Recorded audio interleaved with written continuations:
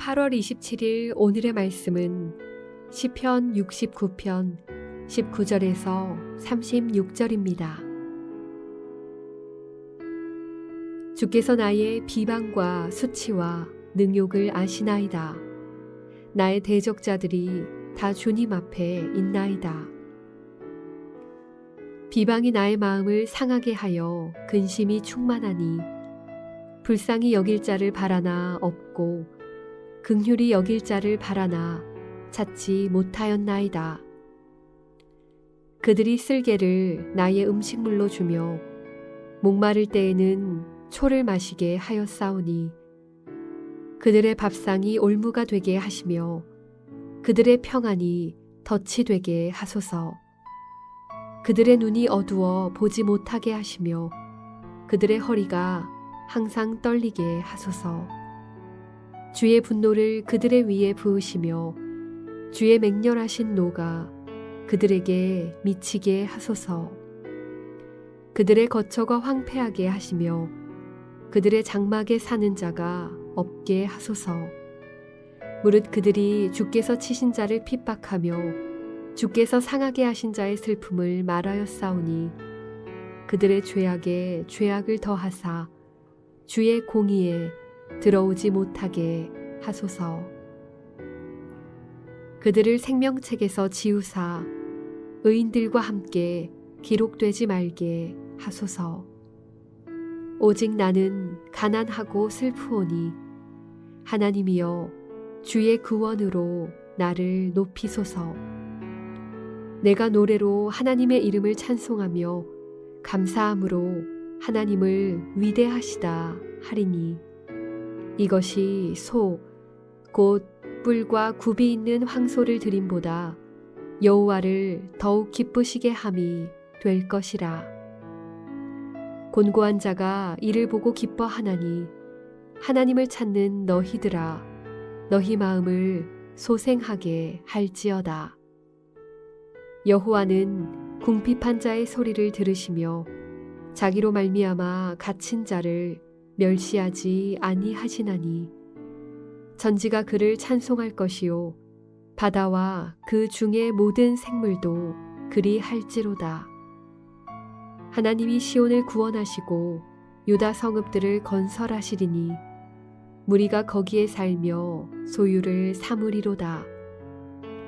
그의 종들의 후손이 또한 이를 상속하고 그의 이름을 사랑하는 자가 그 중에 살리로다.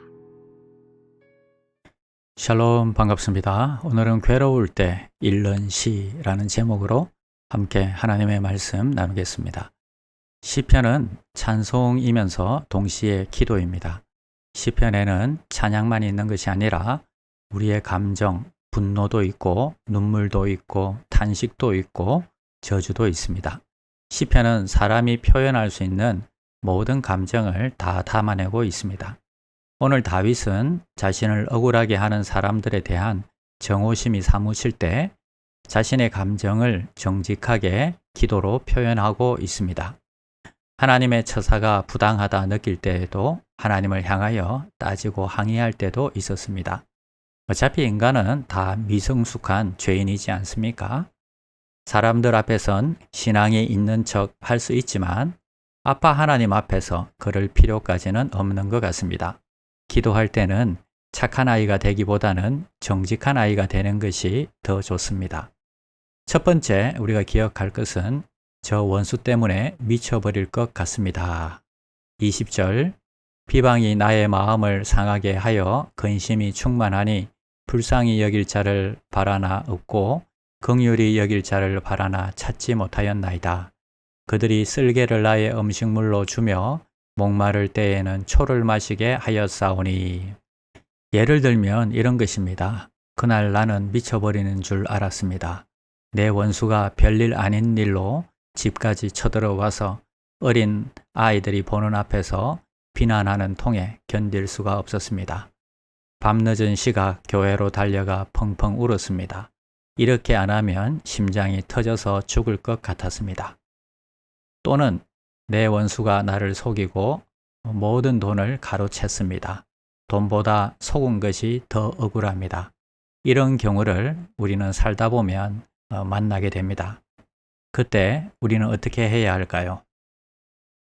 두 번째, 기도로 성질 부리기입니다. 22절, 그들의 밥상이 올무가 되게 하시며 그들의 평안이 덫이 되게 하소서. 원수는 달고 기름진 음식을 많이 먹어서 그 음식이 건강에 올무가 되게 해달라고 기도합니다. 지금 평안한 것으로 방심하다가 결국은 망하게 해달라고 기도하고 있습니다. 23절, 그들의 눈이 어두워 보지 못하게 하시며 그들의 허리가 항상 떨리게 하소서. 갑자기 눈에 이상이 생겨서 앞을 보지 못하게 되고 허리에 문제가 생겨서 항상 벌벌 떨게 해달라 하는 것입니다.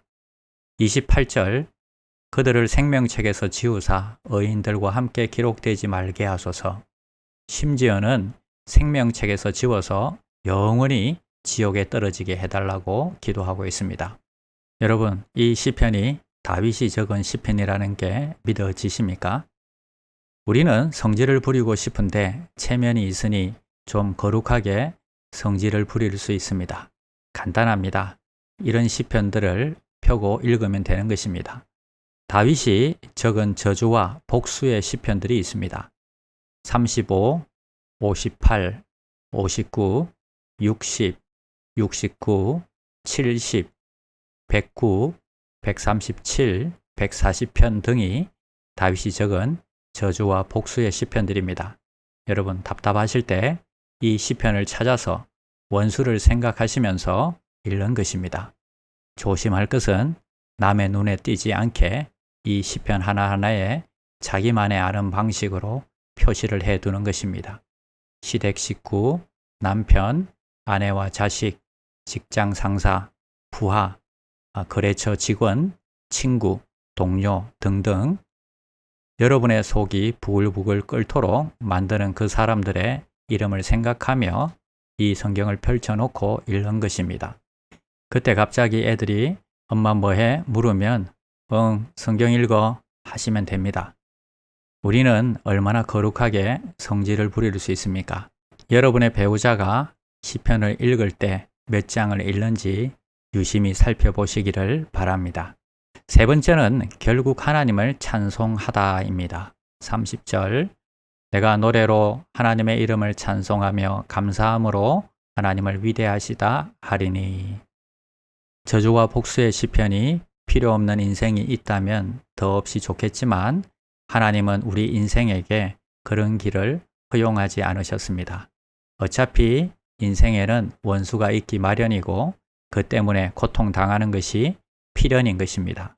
그런데 이렇게 기도하면 마음이 안정이 되고 차차 바뀝니다. 그 사람이 불쌍하게 느껴집니다. 결국 하나님을 찬송함으로 끝이 납니다. 여러분 기억하십시오. 속상할 때 시편 35, 58, 59, 60, 69, 70, 109, 137, 140편입니다. 기도하겠습니다.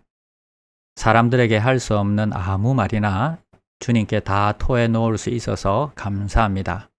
착한 아이보다는 정직한 아이로 주님 앞에 서게 하여 주시옵소서. 나의 눈물과 속상한 마음을 다 토해내게 하여 주시옵소서. 나의 마음까지 치유하시는 하나님 감사드립니다. 예수님의 이름으로 기도드립니다. 아멘. 1. 오심 기도. 하루 5번 마음을 다해 드리는 기도. 나는 죽었습니다. 제가 주인이 아니고 예수님이 저의 주인이십니다. 예수님은 십자가에서 죽으시고 부활하셨습니다. 부활하신 예수님을 가슴으로 만나서 따라가며 간증합니다. 사랑하는 가족과 함께 영광스러운 승리를 노래합니다. 나는 죽었습니다. 제가 주인이 아니고 예수님이 저의 주인이십니다. 예수님은 십자가에서 죽으시고 부활하셨습니다.